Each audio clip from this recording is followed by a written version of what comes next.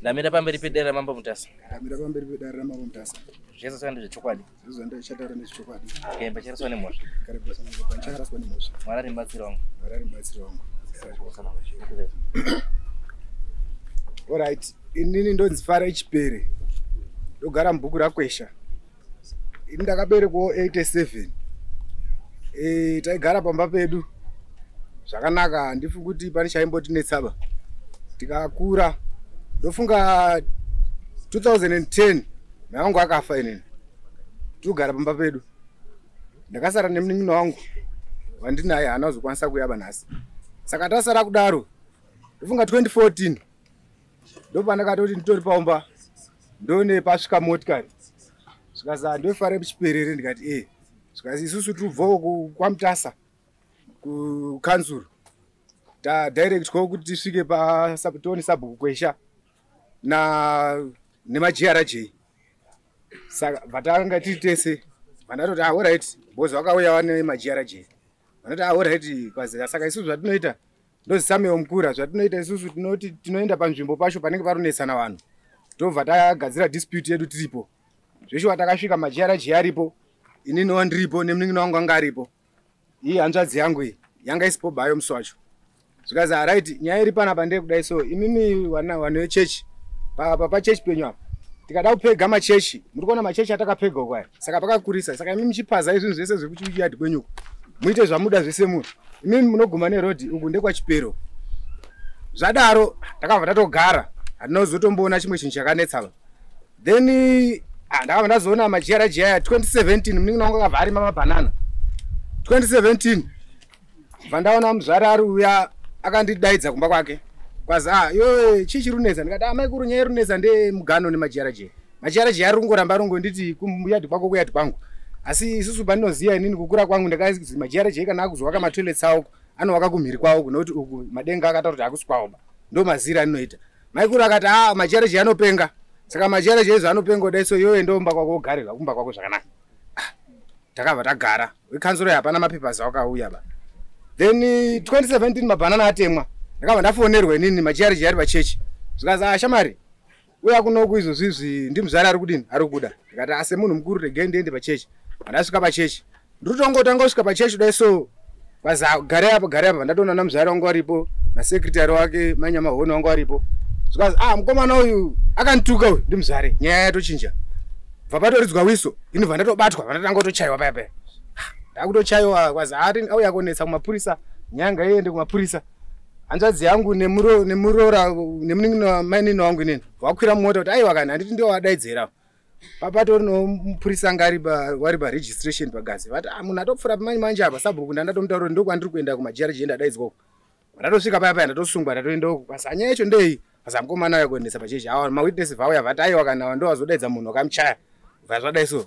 Kwazi nyaya yanyu ndei nemapurisa. Ndikati inini nyaya yevanhu varundirwira munda wangu ndovarundirwira handina chimwe chinhu chandinonesa nawo. Asi maGRJ handisati ndambotaura nawo. Munhu wandakataura naye ndimuzvare ndikutaura nani namaikuru ose kuti mai wangu inini ndiye akanga ari mupurisa wake. Saka muzvaro uya vatonditi saka pandopo ndakazoona kuti yes saka muzvaro uya ndiye atondirasisa futi ka. Pandaenda kuna sabhuku. Ndava ndasvika kuna mai sabhuku. Sabhuku anga arwara ipapo. Kwazi ndisi mai sabhuku iyoyo kana zvizvo zvaitika endai kwaSamanga. Nyaya inozikanwa yakadini yakapera. Inobva ndaenda kwaSamanga vandasvika vandaripota nyaya kwaSamanga zvikazi vatapiwa masamoni. Zvikazi achienda masamoni anga aende kupiwa maGRJ. maGRJ akati isusu kwaSamanga hatikwanisi kuenda ba because isusu tine mapepa ekanzuru. 2018 mabhanana atemwa mapurisa manyabva aenda kupolisi yekundichaya tiri kungoenda kukoti. Hapana chirumboonyatsooneka kuti chipi ndechipi bachi rumbodai so ndingosvika kukoti kuya ndiri kuona kune lawyer remaGRJ rutauro zvarutaura. Dai so nyaya yabva yanetsa. Nyaya yanetsa vatazi dzoka ichi kwazi iyo enda kwaDA kana iri nyaya yemunda. Vanda kwaDA. Vandasvika vandazitsanangura nyaya yako vandatsanangura nyaya yangu mamiriro yanga yakaita. 2018 zvikazi iyo nyaya iri kunetsa ndeyani. Ndikati ndimuzvare Samanga ari kudai ndikati muzvare Samanga vatarisa mabhuku kwazi aiwa iyo ichienda kukanzuru wotaura kuti uyu kanzuru ngaiende kubhuku rakwesha yoone sabhuku kwesha yosvika yoita zvinhu zvine yoona dispute yenyu kuti yakamira sei nemaGRJ. 2018 ndakaona zveshuwa mota yekanzuru yasvika kwazi tauya tiri wekanzuru so avatosvika nditori pamba pangu ndotokanya zvidini zvikazitira kanzuru tauya dispute yenyu yemaGRJ saka tine munhu watambotaura naye wemaGRJ tati ngatisangane ikoko saka azotaura nyaya yekuti kwazi aiwa inini ndidosenda mepu yepachechi papapo paWhatsApp chinchisa ngatisangane ikoko saka hatisumuona saka toita sei wadaidza sabhuku vaenda naye pasaidi vasvika vati saka nyaya zvakamira sei didini vavatsanangurira nekoko vatadzoka padare kwaya saka zvakamira sei zvikazi mugano ndo mamirira zvakaita zvishwa zvikazi nemuchindo yakauya anozi Mungure zvikazi omana ona nyaya iripo isusu mademarcations atinoshanda nawo marodzi saka mimi kana makuti muri kunoku makuenda futi kumiruko nerodhi irape hombe hamusi kunoda zviitire imimi garai muri kuchechi kwenyu moita madevelopments enyu muri kuchechi kwenyuko tozoona zvinoteera tatogara pepe 2019 ndakazoti sabhuku ndazwa sabhuku ati kwazi pane mapapers ako ari kuno kwakauya andaenda kwa sabhuku yaka ndasvika bazi ndine papapers andakapiwa pandakaenda kukanzura pandaona mapapers aya anga minutes manje akambouya wana Munguru aya wari kusvika panzvimbo wasvika minutes aya ndikati minutes aya alright saka minutes aya anopera baka pakazi parudiwa muzvari hapo sabhuku kwesha anga aripo sabhuku tamba anga aruzi futi because maGRJ anga takapiwa sabhuku tamba akazi sabhuku tamba aripi sabhuku tamba haana kuonekwa bangasipoba futi tagara ndakabva tati tagara sabhuku tamba haana kuonekwa vhawe kanzuro yavhawaenda vhawati mapapers ndanawo next time maGRJ wakazouya manje vhawasvika pamba pangu vhawasvika vhatanga kutsika magwere didi ndandarima mumunda watanga kutsika kuti ndepedu didini imi ndepenyu kuita seko inga vanaendawo mapurisa zvikazi nemapurisa imimi maGRJ handiri muri kuona mapapers ari panapa ataura kuti imimi mademarcations akataurwa nasabhuku ndekuti imimi munofanira kuguma neroti saka muri kuona waya makuisa pamba pemunhu chibvisai mapozi enyu ese imimi kana muri kudoita nyaya yenyu munoita nyaya zviri pamutemo maprocedures otorwa zviri pamutemo imimi munofanira kuziva mateedzerwa munhu zvinofanira kuita kwete kuti makutobvisa munhu pamba pake makutoti papo kudaiswa hazviitiba mapurisa aenda senge nhasi mangwana aya mapurisa vanhu vakauya vasiri muuniform mangwana acho maGRJ vatouya anasati arumbwa ari apa vatouya kotosvika ototanga otopwanya apa nemugodhi wanga uripo netoilet munin'ina wangu akabva ati inini maGRJ handizogona kugarisana nawo pamukoma ini ndakuenda kowakira pamberi apo ini kana kudorima ndicharima kunoko because zvavanouya vachiita vanongosvika kungotsika munda akuita sei ndati mazvirimwa zvangu saka ndasokwanisa kugara nawo pamba nechibhoho chedu chanchiripo netoilet yake munin'ina wangu yaya vaisa vapanya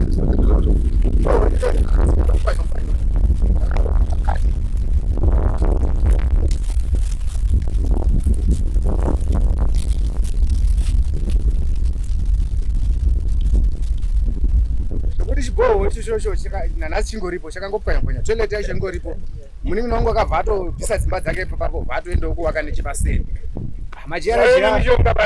maGRJ ndazoona wabva wauya nasekretary wamuzvari uya bazi mukomana tiri kumbira uchera chibhorani tave nedevelopment mutana takaita zvemagetsi muraini medu mane magetsi saka maGRJ ati ada kuisa chibhorani muraini saka iwe tiri kumbira kuti tiise muyadhi mako ndikati zvamunotaura izvi handizvo zvatinozonetsana futi rimangwana hanzvadzi yangu vaitonifonera vaiti asekuru mirei ndisvike papapo inini vanhu vaiva vanozotinetsa ukaisa chibhorani ngaugara wabvapo waende kuyadhi kwawo paipai watobva paipai hapanopera nguva ndone handisitomboziva chinhu ndanditori kwandanditoenda ndione sabhuku ako ndifonera zvikazi iwe uripi iwe ndikati nditori kumaminda kwazi pana vanhu vari kuti varuda kuona kunoko asi nyaya yacho ndatovabvunza kuti imimi madini kutaurira munhu kuti anga aripo asi ndazongoti harige ndikufonere sezvo nhamba dzako ndinadzo zvishuwa ndakabva ndatomhanya paipai ndatosvika patorino vanhu vekanzuro vanga varipo Mungure weya anga aripo futi asi ndakasvika Mungure akutaura kuti vanhu nyaya iripo ndeyekuti madispute aya munofanira wapedza zvakanaka because hatidi kuita zvinhu zviri kunze kwemutemo kana kuti zviri pasi pemutemo tasara paya uyo akabva kuti isusu tirumhanya because pane kwatiri kuenda saka tichasiyira wana sabhuku ematunhu nei ndo vanopedza nyaya idzi nokuti inyaya dzaana sabhuku idzi hapamborina kuti nyaya yakakura wasara paya ndakasara vandaona zvakutaurwa zvacho kudai kureva ramboshingirira zvekutaurwa ndandiri ndega ndazoona kuti vanhu vakawa ndogona kuzondirambira zvakutaura izvi rege nditori foni yangu ndirekode zvinhu zviri pamusangano panapa vandotanga kurekodha foni yangu tarekodha taitirana nharo warungoti ndikati inini ndakasiyiwa namai vangu anombobvira akanditaura kuti maGRJ anozopfira kuba kana even sabhuku anga aripo anga aruziva kuti imimi munogumira noko saka nhasi muzvari ndiye ari kutaurira kuti inini ndakaenda kumapepa uku ndikazwa kuti muzvari haafarire kutaura nyaya dzeminda yevanhu munhu anofanira kutaura nyaya yeminda imomo ndiani ndisabhuku kwesha saka wekanzuro unofanira kuona sabhuku kwesha muchinda wacho kansora ngaripo havambozama kunditi aiwa iwe ona achigurira majera jeni kati majera jera angada kubuda main road kwako mira kwanguko inini handisuzviona zviri right banyanga ende mberi vambonditsikirira kuti yaike nayo vazoti kwekupedzisira manje basi nyaya iripo ndeyekuti isusu imi majera jeida kutaura zvinhu zvinogona kugumburisai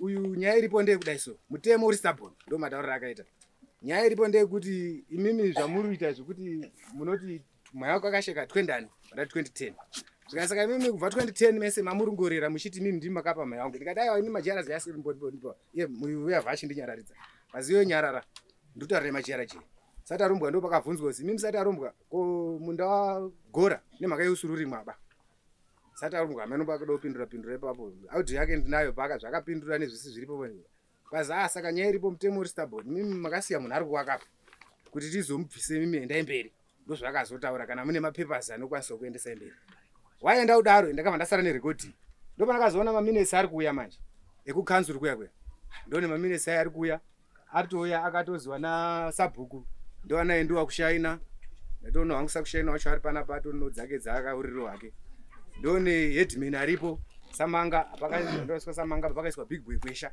zvinhu zvaya zviri ngojubirwa mapepa aya apaka ane chidhochi chekukanzura kada mapepa zaya ane chidhochi chekukanzura sei kuyo mapepa zasiwo boreso chichirumboitika ndafona kukanzura zikazi mapepa sabhuku kwesha uri bookman makwesha zikazi iwewe kana uine zvinhu zvako zvakakwana zvokuti iwe unobhadhira mutero kwasabhuku nei iwe hauchinetseki ba nyaya hausi ndounoira mwe uri kuenda kukaranganda enda kwamombo mutasa nyaya yako yopere nyaya iri clear ndosaka makaona ndakati rege ndikwire gomo ndiye ndimangare nyaya ndatambudzika kumba kwangu kana vana vangu nemukadzi wangu vatomborina mufaro ba izvozvi zviyadhi yangu yakatokokerwa ndondikokera zvekutoti ameno pane main road yakadai so yekutoti pari kupfura mota saka wari kuda kukokera nekunoku wakokera nekwangu ameno kuti vanhu vachapfura nepi pane main road inoenda kutambarara wavakidzani wangu wacho wandiri kuona ndakuona mapepa zaya akanyarozi muzvare akapa speech yekuti zvakadai muzvare akazotogadzwa mhaya wangu ndiye akatobika doro rekuti muzvare agadzwe saka izvaizozvionepi zvekuzonyora kuti kwazi chichi ingaifamba zvakanaka namhaya wangu ani chichi akarasika ndakuona pakazi secretary kwazi kwesha local leadership mapapers andinawo atori mubhegi mangu pakazi mainyama hono mwakidzani wangu zvokuti waitoiswa nemajara jeka itoguma kutoti mainyama hono apa inini apa majara jeka atondikokero daiso mainyama hono ndiye ari kuti ndiri secretary wamuzvare saka nyaya yacho yadai so yakuda kuti ndiende kumberi ndichakwanisi kuitonga no it's okay chandira kuzwaka ndazwa mataura nyaya dzemutasa road district council dzechi dzamataura ndisati ndabata nyaya ine chekuita nemaboundaries kana mangotaura nyaya yemutasa road district council nechi because kana iri church stand is considered a commercial stand saka kana yatozi commercial stand haichatongwi nani nasabhuku kana naishe namambo because mambo nasabhuku naishe vanotonga zvinhu zviri under communal chete kana chatongodeclarewa kuti yaservice center yagrowth point yakanzo saka vanosolva dispute iyo ichi ikanzo but now that utaura iwo kuti kumba kwako it means kuti part of what you are talking about zviri communal because utaura nenyaya yemusha wako nechi it means kuti not a business center but still tiri ipapa mataura futi nyaya yekuti mutasa road district council nechi yakazoti chi yakachi hapana here zvamakamboita court or whatever pamusoro ichangamire pamusoro idari yes iyi hanzvadzi yangu aitangira pamusoro saka ini ndauyawo ndoda kuti mirai pandabvunza tingakwanisa kupedza 10 hours ka ndiri kuteerera nyaya yandisina jurisdiction nayo ndoda kutsanangura kutsanangura tozotsanangura chimbopindurai zvandabvunza matare aripo yes patakatanga ndoda matare ndandichiri hangu mudiki because ndiruziva kuti nyaya iyi patakatanga chindofunga tandiinindi achiri mudiki yakaenda kwasamanga because majaraji yakapiwa namadenga isusuwo takapiwa namadenga madenga oyo anga achiripo obva agadzirisa zvinhu kuti imi majaraji munofanira kuguma nerodhi yatakataurirana matoilets enyu aya kana azara muzowakira kuyadhi kwenyu because imimi yangu pakakupa yakakupai apa ndo zvakataurirwa nematare anoziva mambo uyu shesamanga anga aripo akangotaura kuti nyaya pandakaenda nasabhuku inini kwashe Mutasa akati kwashe Samanga akati aiwa nyaya isusu takagara takagadzira tina nyaya inoramba iringonetsa majiyara jeba kana kuri ngoti majiyara jeba rinetsa nenyaya yemunda wika kuna zvinhu zvakadaro vakasodini zvinetsa kudhara mimi dzokai majiyara jeva aziwe kudare varamba kuenda kudare kwaSamanga kwehana kuenda ba zviko Samanga angaripo akavhafa patika izwa according to mapepa aurundipa akanzi chi minutes of a land dispute or conflict management meeting between JRJ Church and Chipere family Guards area ward 6 ndikaenda kuseru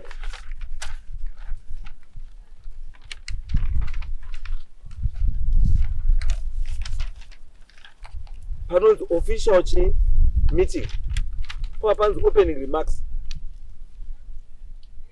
Mr. Mkome highlighted the purpose of the meeting by stating that the visit was because of reported cases on boundary disputes between JRJ Church and Chipere family. And the next statement, no church members were present. Saka wakaita meeting ndoanani. If the church meeting where the church was not present, saka ichi yakaitwa nani meeting.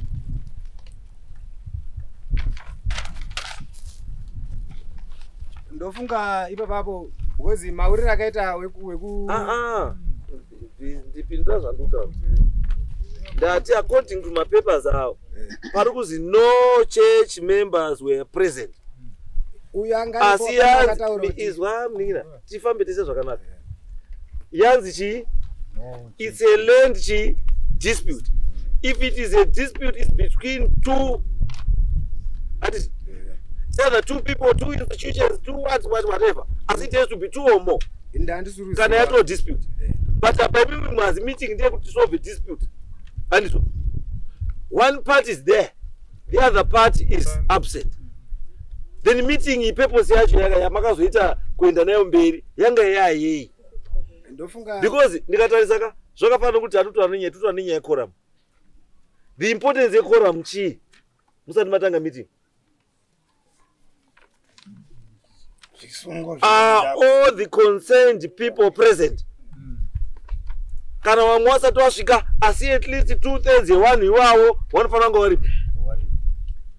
In this case kuti ende mberi yanga ine two parties dzichifanira dziri present. Andizvo imimi bambo apa the church babi up. If one party is not there then it means kuti meeting haine zvayakasorova. Yes, set date to be set. Thank you. So, kana akadaro date to be set, it means haachashandi meeting muno. Padarine maminesi vachatese haachashandi. Because akazi to be meeting adjourned to another day. Reason. Thank you.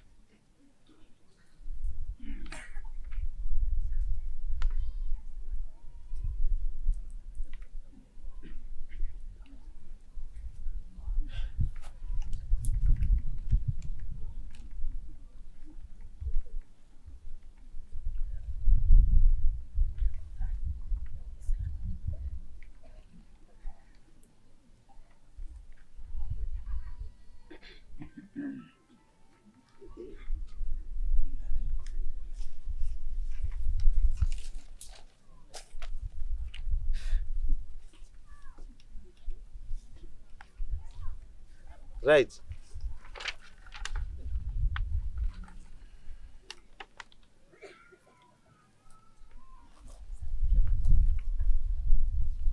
Proceedings. After all the discussion, Farai Chipere remained arrogant and insisted that he had two wives and he wanted to build another household dwelling in the pegged area. all village heads present encouraged him to be apologetic and requested a piece of land surrounding his homestead. Farai Chipere refused. To reduce chambers, we all agreed to go around identifying all old pegs, after which we found was commensurate to the 1959 diagram. The dispute meeting was opened by resolutions and recommendations. After everything had been discussed and observed, it was concluded that Chipere family had no written agreement with the church to settle in the pegged area. 2. Church produced the eviction order which Farai Chipere had not adhered to. Hence, this was from a higher court than our team, and in any case, it took precedence. 3. No evidence of subdivision was done by council after the first pegging in 1960. Hence, the latter still stood. 4. Village heads had pledged to give alternative land around the area, which Farai declined. The church got blessings of the dispute settlement team to revoke the eviction order as the lasting solution. Kana pangotaura nenyaya eviction order, it means the court is somehow involved. Ndruda mapepa acho anechekuita necourt. Tiwaone ndoda mapepa anechekuita court because mamentionwa nyaya eviction order. Eviction order can only be issued by a court of law. Chisira gara kupasi takupa nguwa yako gara pasi ushakupa futi.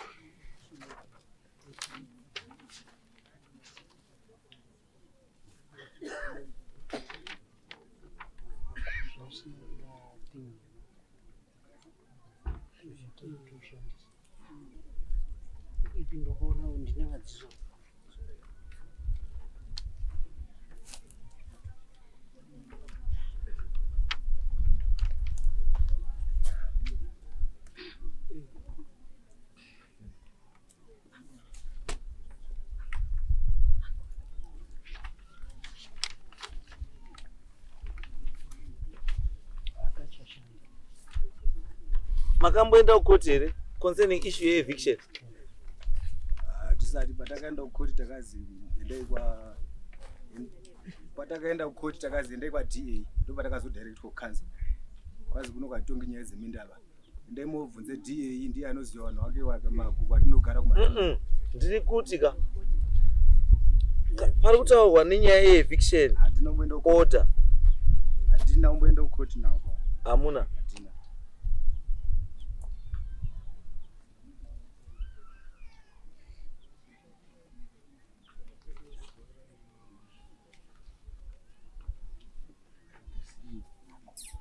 Come from my minutes, my organization. Organization, I want to puppy.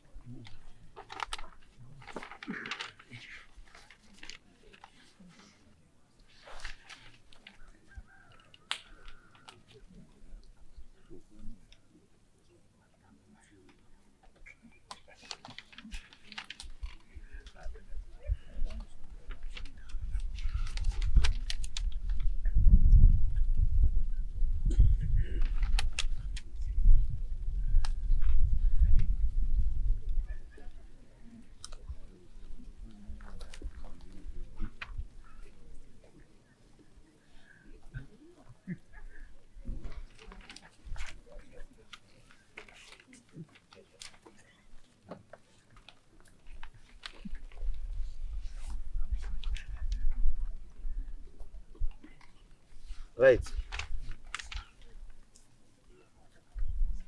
Nyaya iri panapa.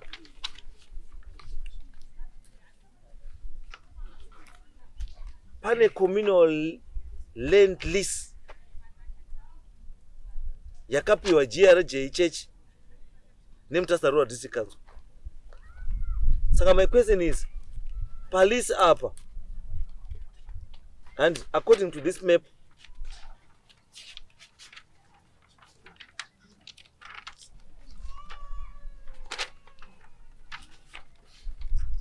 map iyi iri kukuisai mukati here kana kuti iri kukuisai kunze? Pamusoro Changamire. Pandamboda taura pa. No, mira. Iri kutiisa mukati. Iri kukuisai mukati. So kana iri kukuisai mukati, handiti?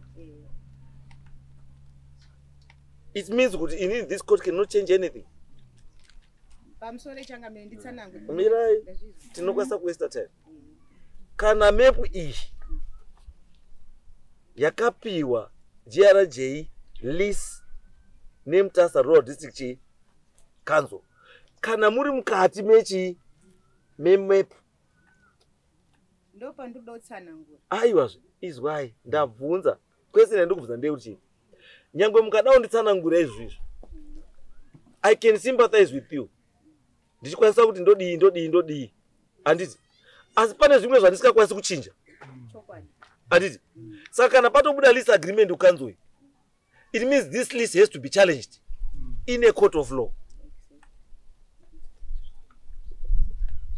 I'm not as well as could this lease haisi neende dare rinoi. Handizvo.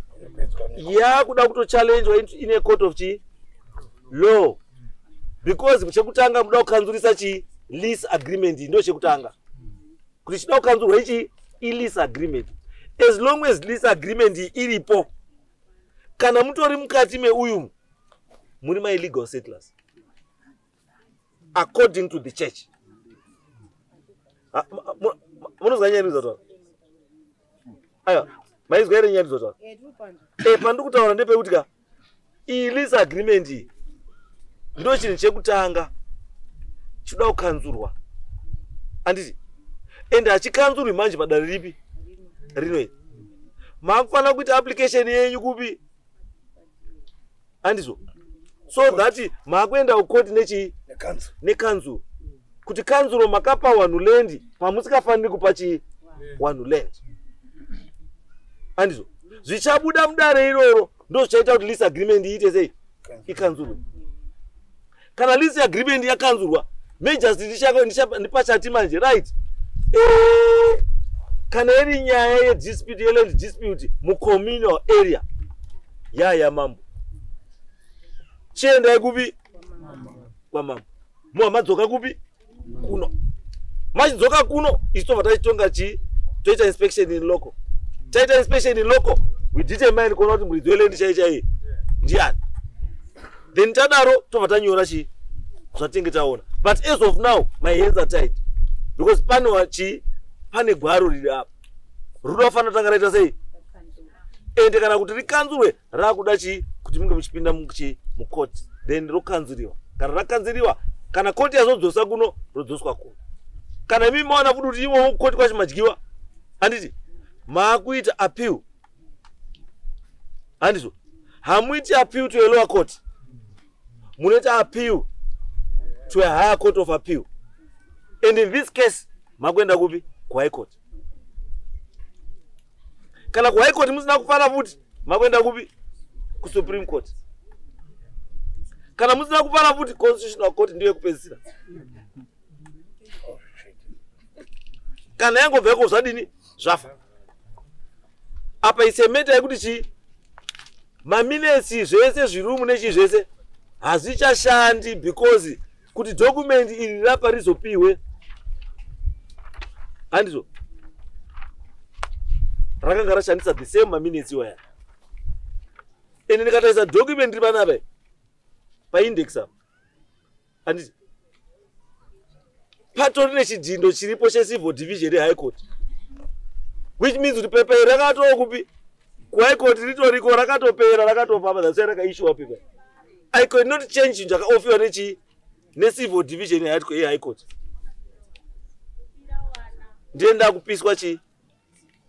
Ndenda kupiswa maoko. Saka ndosaka ndati inini this thing tinga waste time. Handizvo. Explanation handitika yamatondipa yekunetsana kwenyu nechi ndaidi nemaminesi nechi zvese ndinazo ndazvizwa. asi chekuita as of now hapata. Anga muri kuona chiri kunesa anga mwana ndora if you can read pamberi ndakakona kuti civil division echi ya high court anditi saka high court yatokumusoro hanikwanisi kuchinja zvirichi. Yes pamusoro ichangamiri. Yes pana ndoda kuti nditsanangure hangu ndofunga pakufambiswa kwemapapers ese majara jeka wai zvafanira ipapa pamuri kuti ndandisipo kana kuti vanhu wavo waitaura waingodaidza vanhu wavo wongogadzira mapapers avo sepapa information iripo iyo wana sabhuku varipo avo wanani avo vanhu vaingotora avo ngouya nawo ndozvaunoshandisa manje ndozvaunoshandisa kuchallenja those loopholes. Unonyora inozi tsamba inozi letter of objection and then you cite vanhu vauri kutaura iwo kuti uyu haifana kunge ari apa hasi sabhuku uyu hapana kakadai hapana kakadai ndiko kuti chinhu chidamburwe but as long as chakangodaiwo chiri intact isu hatichakwanisi kuchidambura. Kana utori nacho saka hapana nyaya itai process iyoyo kuti zvinyaya ifambe. Isusu panapa hands are tied hatina zvatokwanisa kuita right and hapana chatokwanisa kuita appeal. Right, next issue.